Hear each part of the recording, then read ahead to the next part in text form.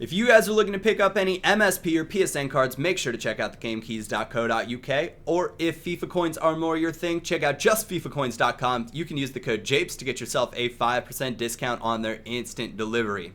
What is going on, everybody? My name is Japes. Welcome back to F8TAL. Now, this is the series where myself and 7 other YouTubers compete in single matches for the first 5 episodes, and then we end up playing a tournament in the end. So to refresh you on the rules, every time I score with my F8TAL player, that is Crespo for me, everybody else has their own F8TAL player, I get 40,000 coins. If I score with anybody else on my team, I get 30,000 coins. I lose 30,000 if I get scored on, and if I make him rage quit, I get 40,000 for that as well. So you can see my team behind me right now. It is a pretty darn strong looking attack. We still have some players to fill out for the time being, but I gave you guys a choice at the end of last episode. Option A was Yaya Toure and Andrea Pirlo, and option B was Inform Vidal and Patrice Evra. And I asked you guys to go through, leave me some comments and vote as to who you would like to see me add to the team. So the first one, Rodrigo Souza, says option A. Yaya Toure is the perfect holding midfielder. He defends well, he's strong, and his shots and passes are from another world.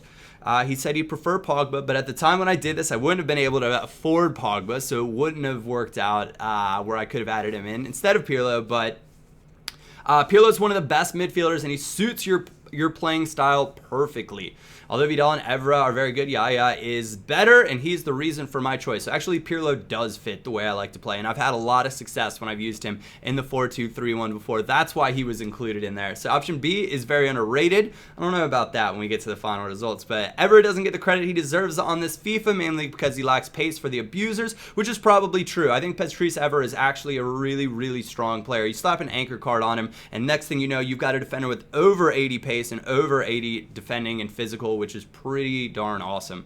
He said, Vidal is the machine in the midfield. Lately, he's become the heart of my teams, which makes him the one that's running the team in the attacks and the defense. Mr. Elite TV said option A because Pirlo might not be the fastest, but he will definitely help this team out by using his amazing passing and dribbling. And actually, that's what I was kind of thinking about. I looked at my squad and I said, look at these 4 amazing attackers I have. I need a CDM that can distribute like it's nobody's business, that can ping a pass wherever and whenever I want. And I thought, who better to do that than one of the legends himself? But while Pirlo might be impressed, Mr. Elite TV, actually no, Mr. Elite TV was impressed as well. A lot of you guys, though, not so impressed.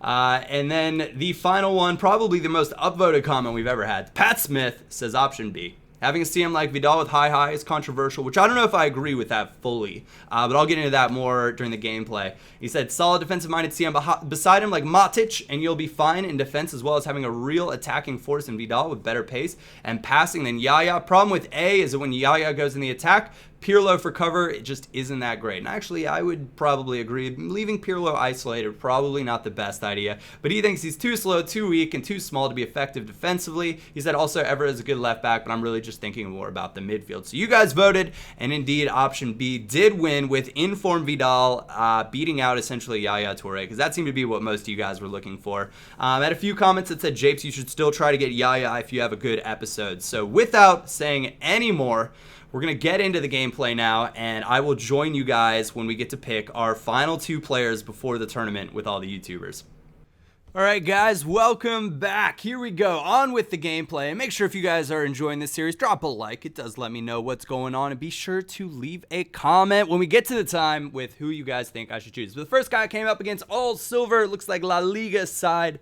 So I was smiling. I thought, yes, indeed, we're going to have a good start to this final build your squad part of the F8TAL series. And we are getting things started right away. 5th minute, and it's Crespo. A little bit of step over action. He overcommits, and I'm going to just be by either of his center backs if he continued to do that.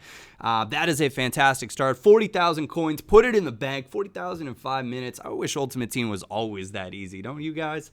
But we managed to pull that one away really quickly. Now we're a little bit further out, 31 minutes in. And I'm going to talk about the high work rate on Vidal. It actually, because of his mental stats and the I guess the way those attribute to how a player plays in the game. Philip Lahm's another good example of it. The work rates don't even seem to matter that much for the high. Sure, they'll get forward in weird spots at certain times, but for the most part, what they offer defensively is just too much to pass up on. And I am so impressed with Inform Vidal. I cannot say thank you guys enough for picking him and encouraging me to add him to this squad. He is in the right place whenever I need him. You can see he drifted forward right here, but that's perfectly fine. He pings a wonderful little pass to Di Maria, but I didn't want to force it, so that part was forced right there, that Aguero one, but somehow finds Crespo. Lovely touch, lovely finish, tucks it by the keeper, adding another 40,000 coins into the bank, so I think we're up to 110,000 at this point. We got 2 goals for Crespo, 1 for Tevez.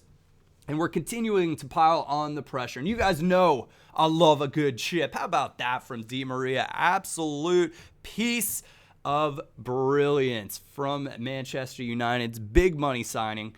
That is 4-0 now in the 60th minute. Just a wonderful, wonderful chip. And I'm getting back on my chip game. You guys are going to see it. And I cannot tell you how important I think the chip is to add to your essentially collection of ways to score. Now, of course, you guys are all going to say, well, Japes, anybody can hit left bumper and B, and sometimes it goes in and sometimes it doesn't.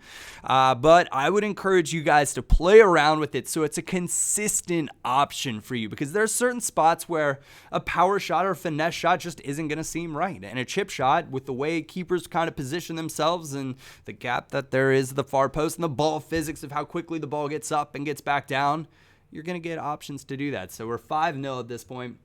And going for number 6 in the 87th minute, you can see no rush, and Zuccolini actually has been just brilliant for us. He has medium work rate, so I'll probably be looking to add a medium holding midfielder on the opposite side as well, because I thought this squad worked out nicely. Crespo, though, crushing finish in 90th minute. Give me one more.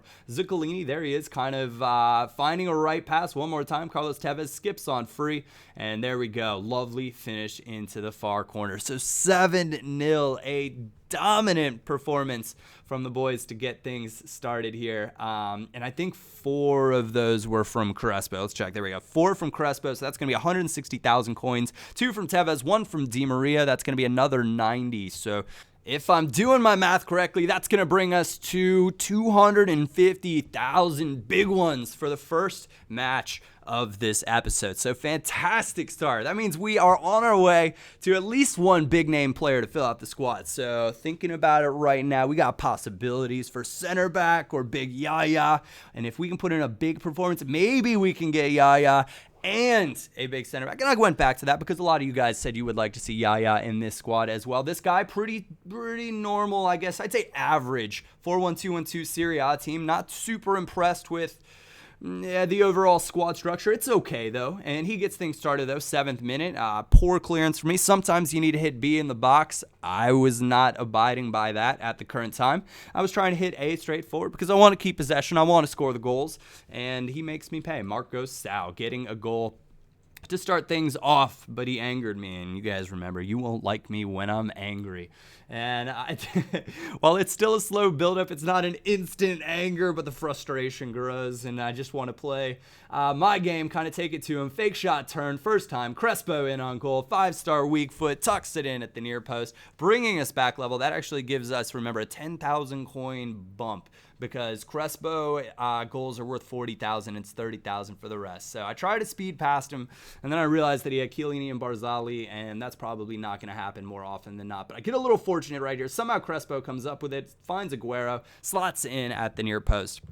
Now, I will say Aguero is definitely not best suited to an outside attacking mid-roll. I think he's better outside than he is inside, and that's largely because I find Di Maria to be brilliant as my central attacking midfielder. Probably one of the best I've used. If his stamina was better, then we'd really be talking. But Aguero definitely more suited to a striker. He could easily replace Crespo in this squad if you don't want to shell out the million coins or whatever he is for a legend. But I couldn't find my shot right here, and rather than just kind of force something, I was like, all right, there we go, got it, and taken down.